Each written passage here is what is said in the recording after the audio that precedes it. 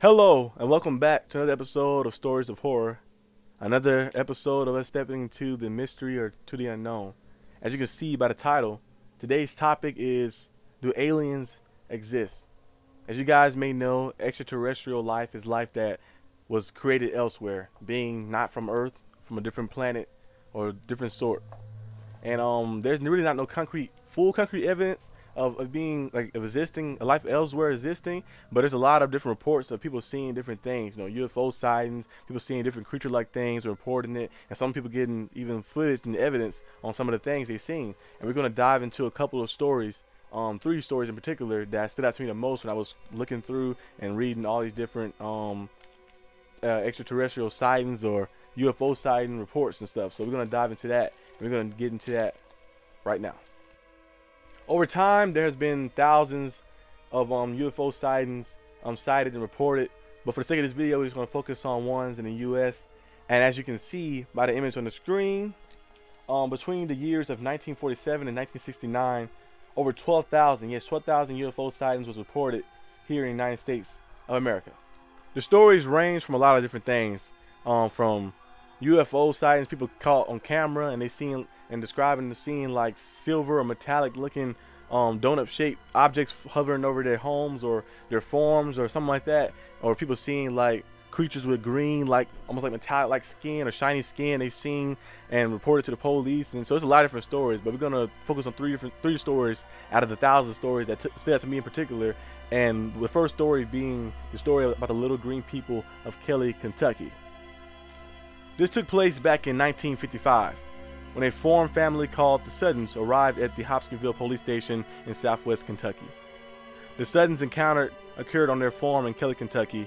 They claimed to have seen a silvery object hover over the house, stop in the air, and land in the ground. The words used by Billy Ray Taylor, the one who witnessed this, was that the object was real bright, with an exhaust of all colors of the rainbow. The family also claimed they seen a 3-foot tall creature with arms almost touching the ground and with the metallic green looking shiny skin.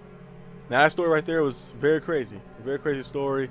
A UFO landing, they claimed a UFO landed in their backyard, or if they form and stuff, and they said they seen like a creature, a green creature with long arms and something that they never seen before, of course.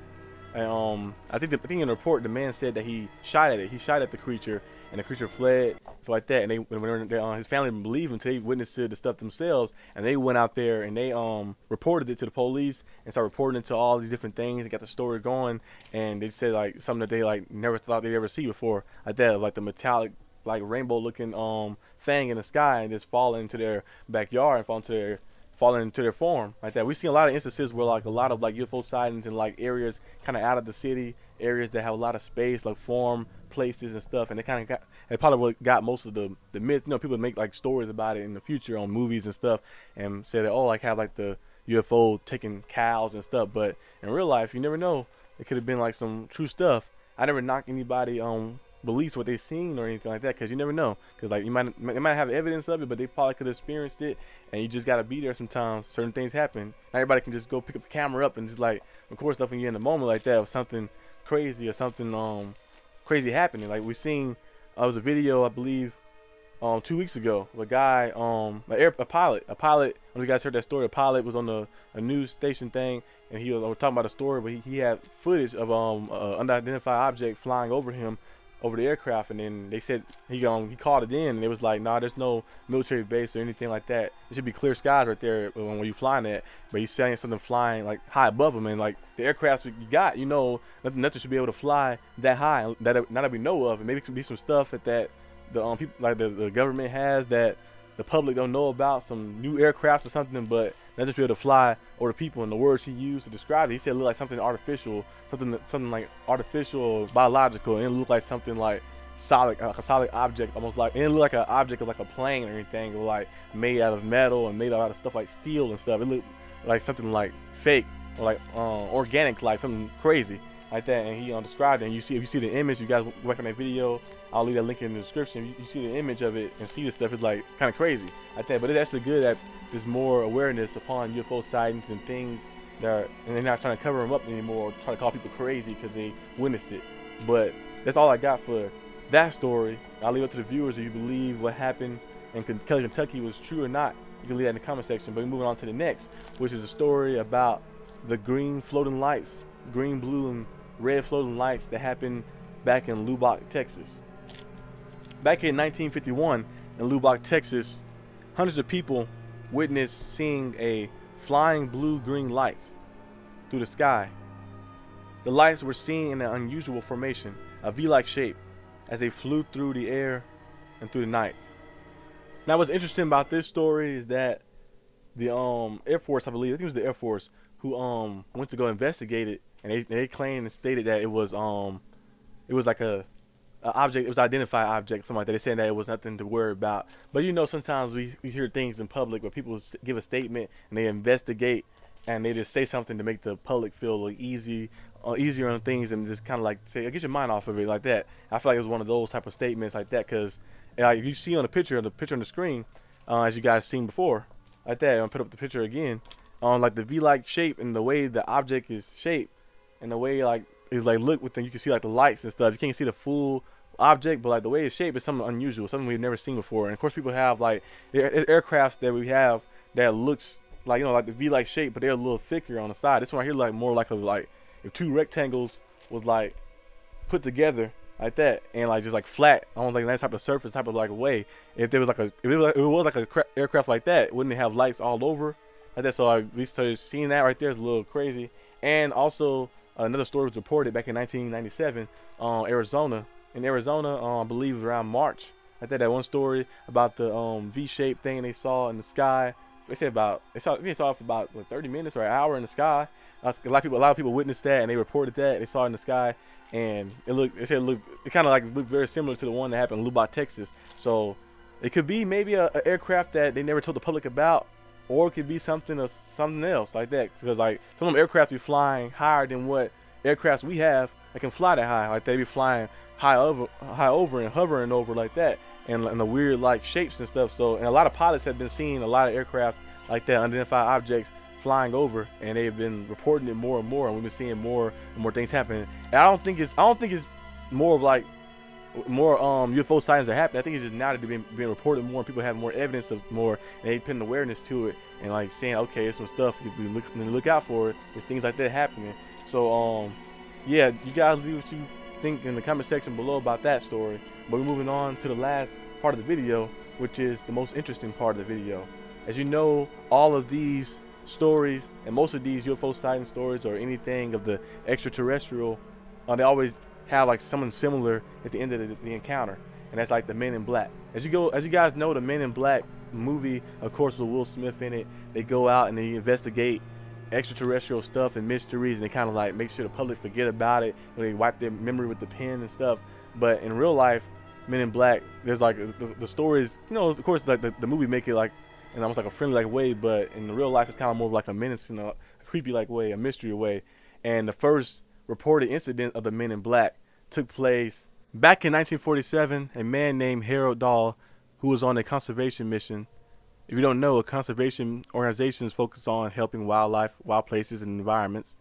But yeah, Harold was on Washington's Mary Island when he witnessed 6 donut-shaped obstacles hovering above his boat. Harold stated that one of them fell nearly 1,500 feet, and it fell down and followed with metallic debris rain from the sky. And some of those debris hit Harold's son Charles, and some of them hit his dog, which fatally died.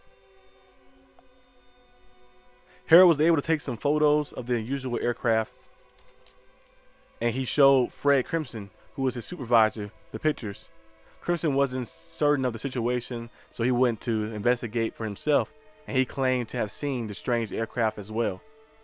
Like I stated before in the video, there's a lot of instances of people seeing like silver-shaped donut-like looking objects in the sky and shooting out debris. I don't know if you guys seen that movie, the movie Nope.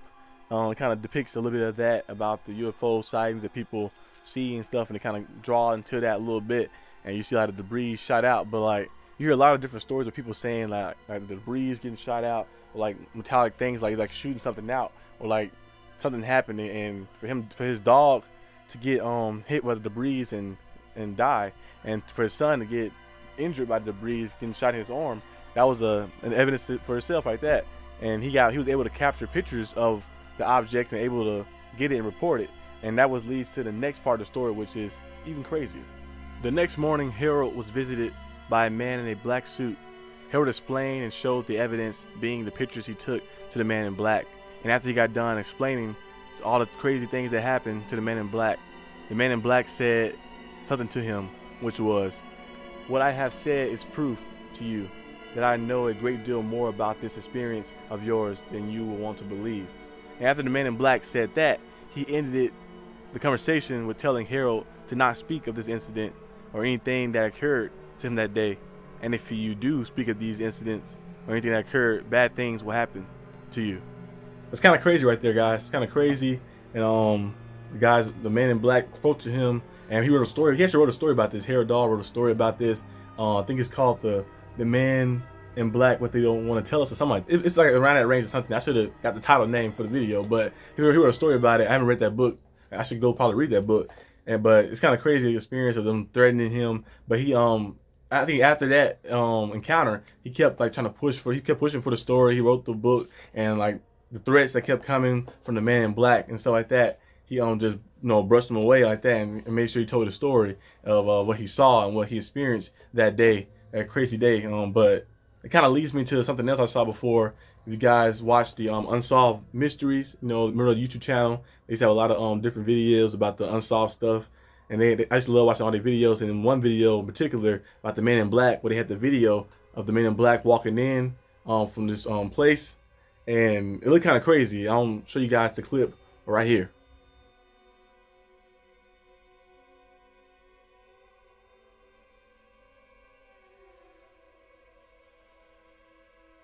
See, that clip right there is crazy. They look kind of wonky looking. They look like they have no facial expression, like their eyebrows is gone. They don't look like real people. And like, there's always some theories around them. People maybe think maybe they might be like something extraterrestrial, and like maybe trying to cover up their tracks while they're here or something. Or it could be a way for them to like basically have no expression, no hair, face, so like they look like a plain person. So the government can cover up something. I think you will know on face, make them almost like a walking John Doe. But you never know what could actually happen. You don't know what is actually occurring there. But that's all I got for this video today, guys. If you like this video, leave a like and subscribe, and leave in the comment section below what you guys think and what you guys believe, and if you guys have any stories or any encounters that you faced before. But that's all for this episode of Stories of Horror, and I'll see you guys on episode 7 next week on Stories of Horror. Peace out.